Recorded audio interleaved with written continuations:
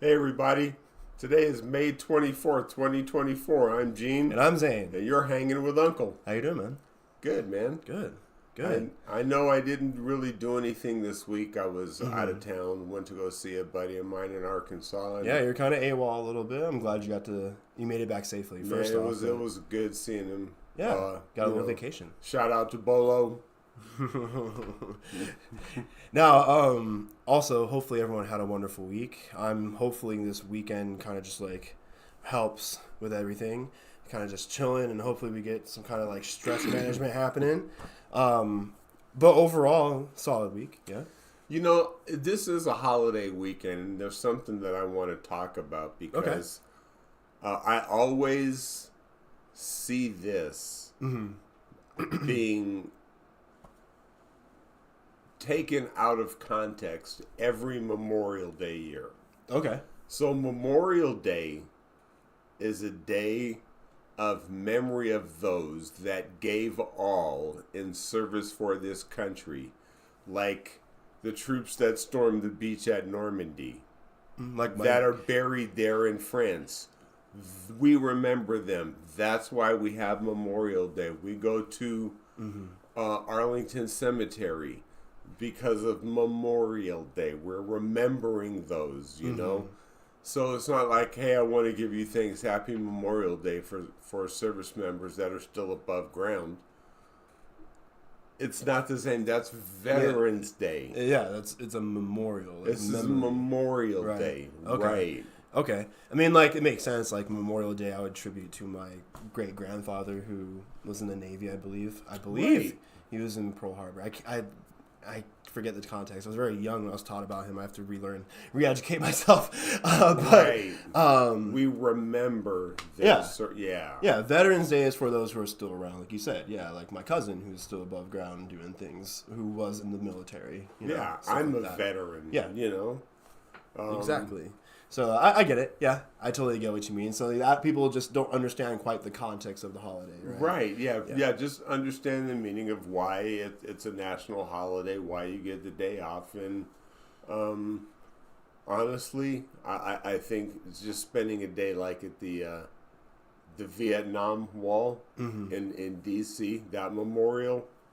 Dude, that's like hallowed ground. Interesting, yeah. I know that there's like the wall, right, where all the names are written on and everything. I know that's a pretty like solid feel and surreal to look at. I've heard many stories. I've been there, man, and I can tell you, it's just you feel like it's like it's like more sacred than talking in church. You don't talk in church, you don't say a damn thing at the Vietnam Memorial Wall. Makes sense. Yeah. Right. I'm sorry about that. I was turning my phone on again to the chat, and I forgot I was on another YouTube video earlier. So I apologize. Hi, Debster. Welcome. We're back on our Friday schedule. Glad you're back. But yeah, Memorial Day is definitely for memory, in remembrance, right, is the idea. So exactly. Yeah. Perfect. Now, we have a topic today. A few topics today that we can really kind of get into and kind of just talk about it. So hopefully everyone wants to like kind of chime in and tune in with this. The first one we're going to talk about is golf. And love to know your thoughts. Exactly. So first things first, Scottie Scheffler was arrested the other night before his third round at the tournament. PGA. Thank you. The PGA Tour. And wrongfully arrested. We do talk a lot about not necessarily just police brutality, but Gene is a ex-cop here. Back in the Compton days, and he also has the kind of professional mentality and answers most of the questions that I have when it comes to these scenarios. And it kind of brings more of a conclusion. We've talked about it back when George Floyd passed, back when Breonna Taylor was shot, of course, but in comparison, not the same, but Scheffler is alive. Don't freak out, okay? He's white. Come on, Gene. But he was wrongfully arrested. We talk about police and defunding or refunding and organizing the police and training and such here normally, and that's what we're going to get into in this topic here. Scheffler was driving in to, it looks like a little drive. He was in front of a big bus at first, but driving in, pulling into the left. Cop runs up to the left side of him, catches up with the car, and honestly, in a higher resolution video, you see kind of like a cross swipe at the window, like he's swiping at it and hitting the car to get the guy's attention. Like he hit it with his ass. Or like baton, whatever that he has, right? Right. And Scheffler complied, stopped, and whatever, rolled the window down, but then ended up getting arrested for some reason. The story in the police report, which I caught up on earlier, was more or less just that the cop was drugged and ended up on the ground. But again, those allegations were made where it was blocked behind a semi. And you couldn't see it. And the officer just happened to have his body cam turned off. Well, there happened to have been a camera nearby that has the footage of what happened. And yes, he was behind a semi. They're not wrong about the footage blocking that, but there is no human being on the floor and or being dragged from the other angle from the, I think it was like a dashboard cam that was pointing out the bus. There is another angle of the video where it shows nobody on the ground when the truck drives away. So, false reporting is not okay, especially from a police department that, again, we have talked about time and time again, is doing things incorrectly. Now, Gene, what legal standpoint can happen with this, with a police department falsifying documentation and lying, technically, when in the footage it shows complete opposite of what the story entails in that paperwork? Technically, it is a crime to file a false police report. Ooh.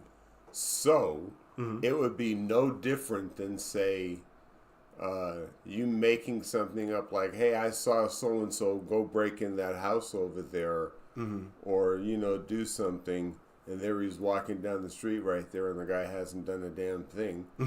That's a false report. Yeah, true. But it's the same thing. It's like if me as a police officer, I'm writing my report and I'm writing known lies in there. There's no difference. That's filing a false police report. And what are mainly the main consequences of that? I know it's legal, but like, is it like a misdemeanor or more like a felony? It depends on the severity of the claim. Okay. It's like, you can't pull the fire alarm in a crowded theater. You arrested a tour pro for no reason. Explain. Like, so who should honestly? Why didn't he have his own police escort in that situation? Like, that's what I'm wondering. Honestly, if you remember, folks, if you go back maybe about a year ago, we talked about a change in law enforcement that would have really shed light on this, and that is have journalists embedded in the police department. So you're at a major tournament. There's 4, right? You got the Masters, the PGA, the British, and the U.S. Open. Okay. They're playing the PGA.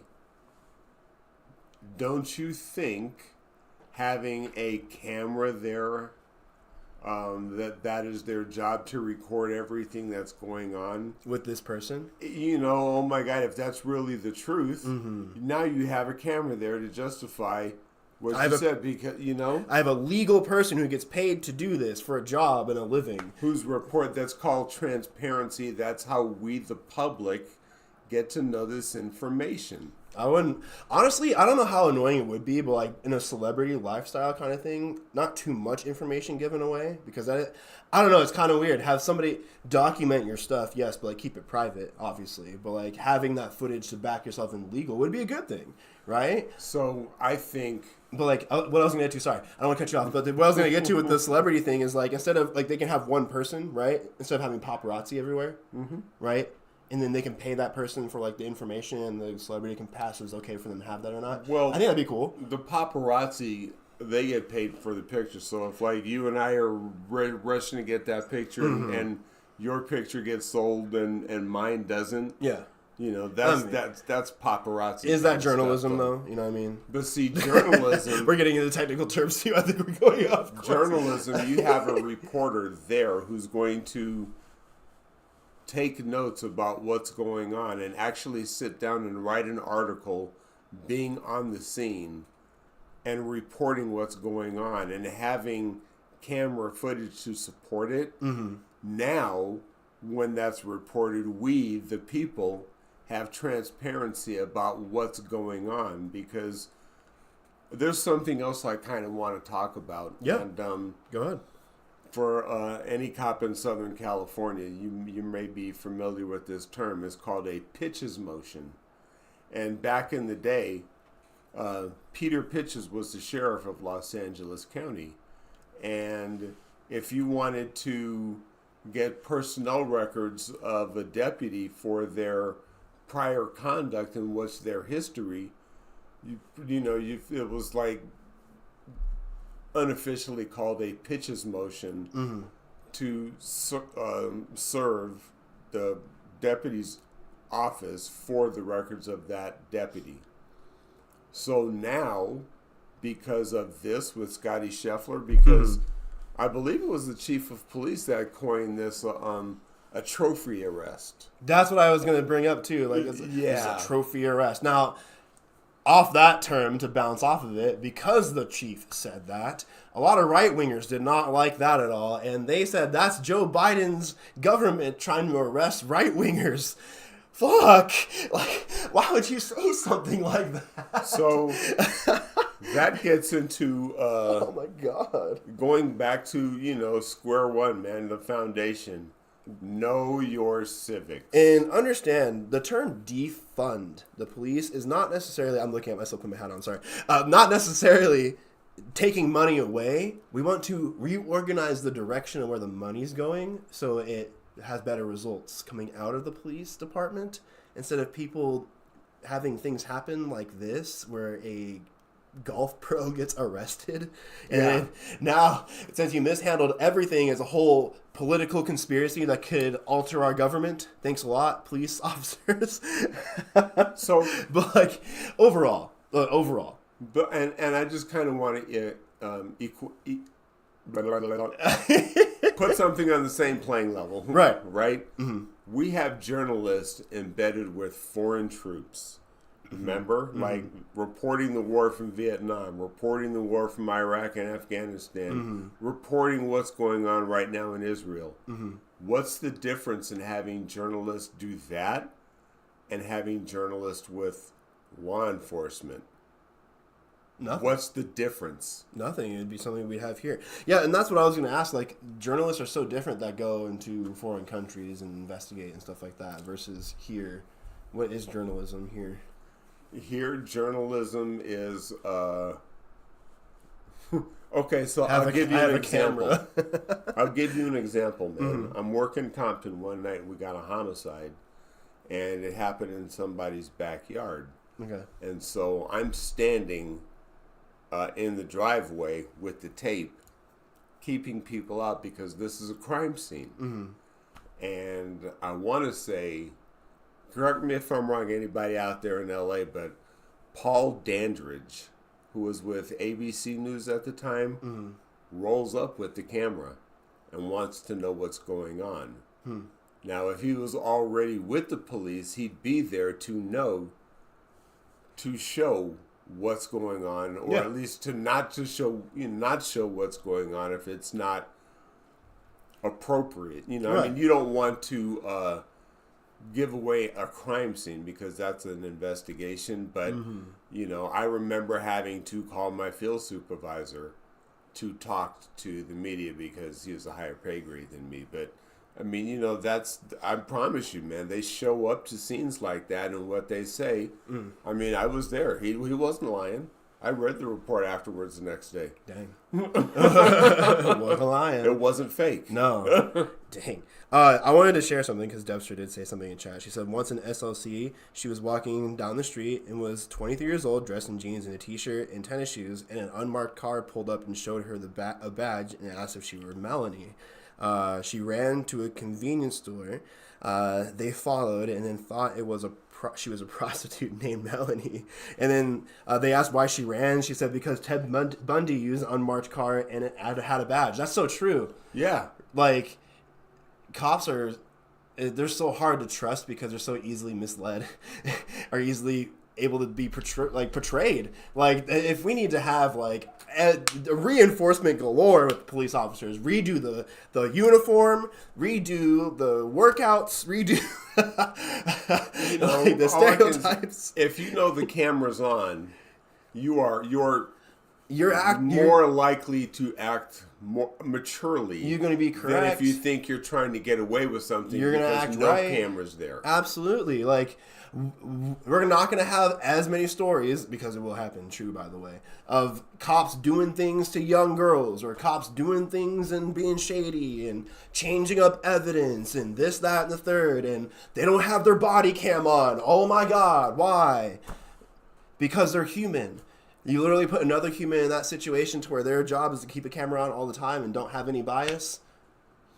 Sign me up, but honestly. Then again, looking at this guy's, this is Kentucky, so for lack of a better term, his pitches motion, he's already been disciplined for 2 prior times not having his body cam on. Mm-hmm.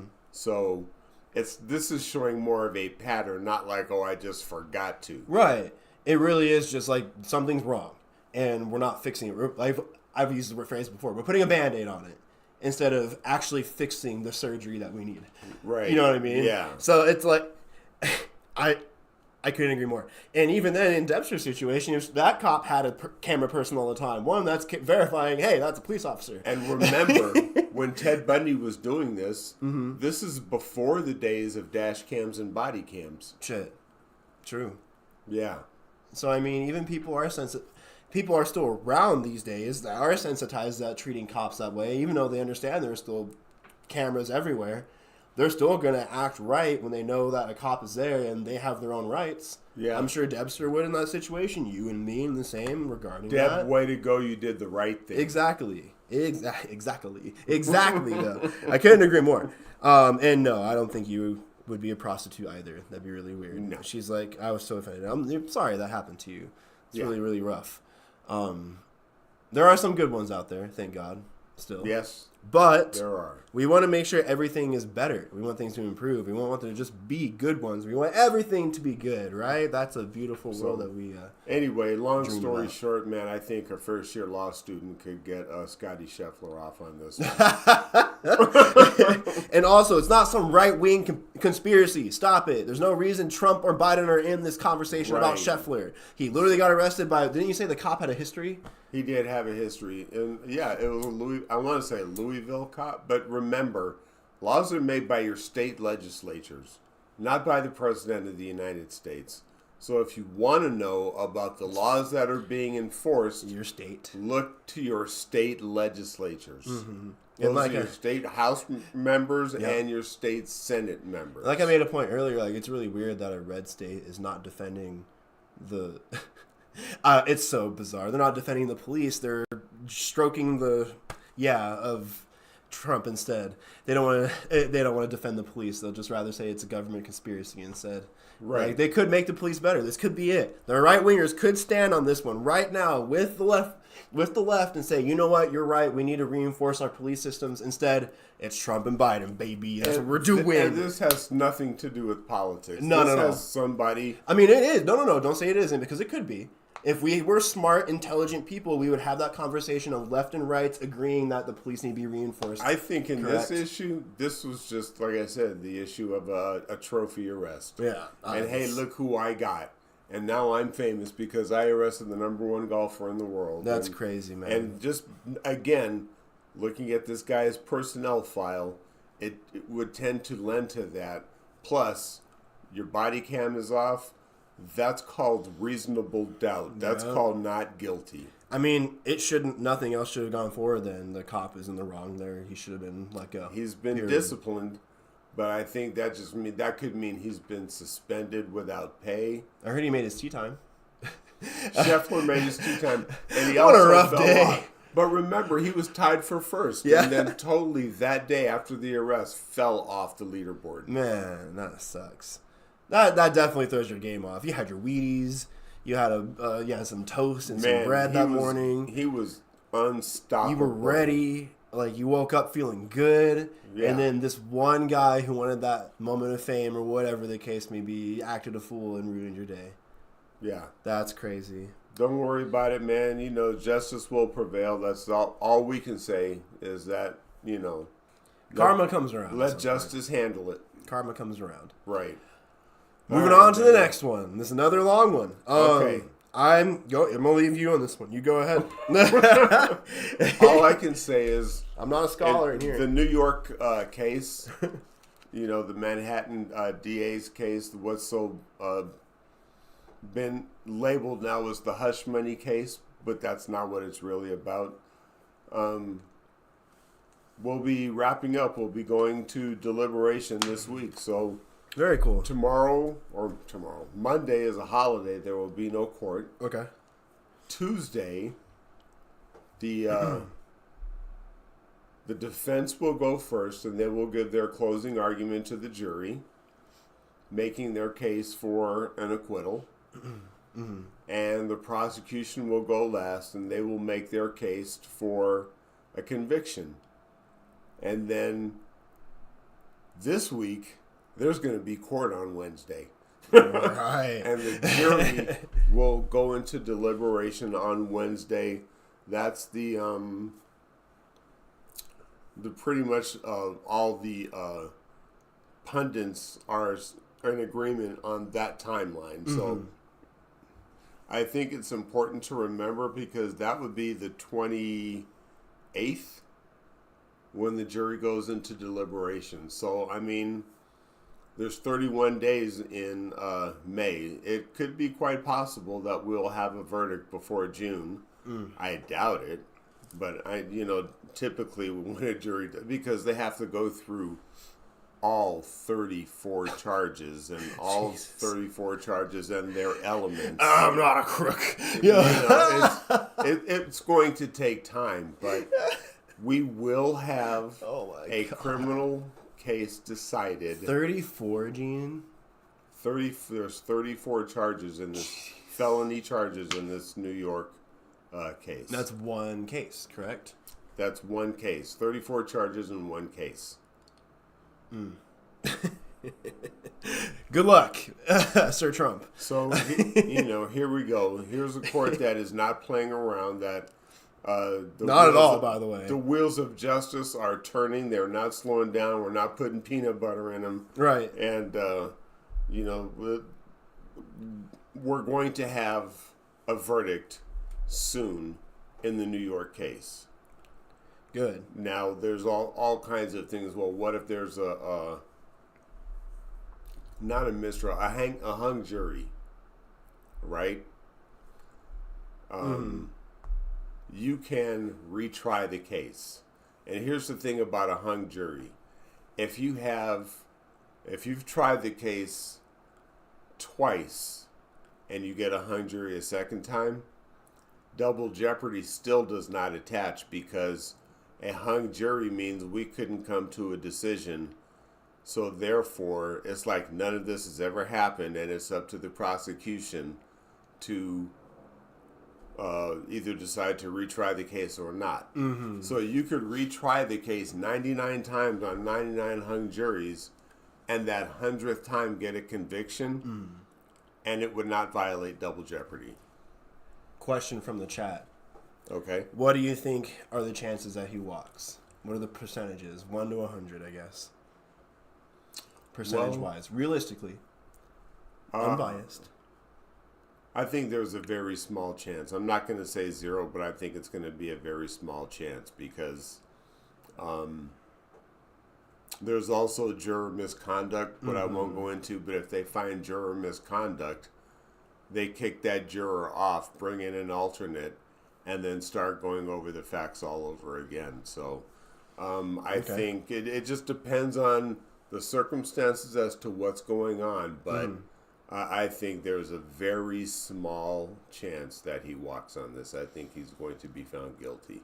In my personal opinion, judging by what I know and just what I hear just in general about everything, I know that the dominoes have to fall in a very correct order for him to walk. And again, it's just one trial out of multiple, and how many charges the other trials have, who knows, right? So I know that there is a chance because the dominoes do have to fall correctly for it. I'm not going to shy away from that. However, seeing how this judge is running this, seeing how everything's going smoothly, the way it needs to go, honestly, in Zane's world, it needs to go faster. I've always said that. But I do not see it possibly happening for this trial, at least. He will have some sort of conviction. Now, do his trumpets care? Probably not. I'm going to be honest about that, too. I don't think they'll care or give a damn if it was or not, because it's going to be just like with the arrest of Scheffler today. It's a Biden political world out there, and we got to overthrow we got to overthrow the king that's there now, apparently, because that's what they think is happening at the moment. Well, here's again, we've talked about this before. Mm-hmm. You know, I don't care about the court of public opinion. I care about the court of law. But I also care about the court of public opinion because that's really scary playing that as well. Well, so here's my example. Mm-hmm. Cadet Bonespurs says nothing in court where if he wanted to make it a defense, that's the place to do it. Going outside the courtroom and spouting off at the mouth means nothing. That's the court of public opinion. The jury's not hearing any of that, and it will weigh zero in the outcome of the case. So then, continuing on, if all of that were to go all hunky-dory and everything, sure, but if Trump coming out of the trial and speaking all the things that he speaks and more people actually believe it, there's a chance that the court of public opinion can overthrow that court of law because there are more people who believe the opinion rather than the facts. And that's what we have to remember. Which is why I think what is more important, and understand your civics and how things are decided. The civics are important, yes, but the court of public opinion overall, population, popularity, and everything is number one, Gene. I'm gonna tell you that right now. I will tell you that you will have that section when he's convicted that will be crying "Free Barabbas." You will hear that, man, but. I'm gonna be honest. I can't say in a happy world there's no such thing as a happy world. We can live by the world of law, but there's always going to be the anti. There's always going to be an anti, and we always talk about that on the show here. Mm-hmm. And I'm gonna be honest. We can say the court of law, sure, and all that, but how much does that really matter to a lot of people, really, when it's public opinion? You could say that OJ didn't kill her, can you? You know, all I can say is the difference with the OJ trial, that was televised, and we could sit and watch all of it. Pulling straws and hairs here on that We could. This one, we can't. This one, there were no cameras involved. Either way, though, even though there were cameras inside the trial, and the court said he did not kill that person, the public opinion is that he did. Correct? But that's just the public's opinion. It means nothing legally. No, but still, it means nothing legally. But again, overall, OJ was walking around like, you didn't kill her. Yeah, we can believe what we want to believe, but technically, 12 people sitting in a jury box said not guilty, and that's what we got to live with. I'm going to be honest. Governments can fall based off of popularity and opinion. All I can say is also look at what happened after the Rodney King verdicts. There's an example of what can happen when injustices are performed by the legal system, because there's no way those guys should have been acquitted in the beating of Rodney King. But again, dominoes have to fall correctly, and right. Somehow God has to be with him, and I don't know if that's going to be the case. But anyway, so no, I don't think he's going to be acquitted. I think he's going to be found guilty. Mm-hmm. Maybe not of all 34 counts, but he'll be found guilty. Definitely this one. I'm going to say I'll bet on this one. Definitely. Dumbasses of the week, baby. It's time. Now, mine's kind of like nerdy, whatever, and honestly, for those who are sports fans, you can kind of help me with this one. If you have a team that has 3 veterans and a young guy who did good last year, who is a rookie and can be built and taught about a game that you're teaching them about, why would you trade the young guy?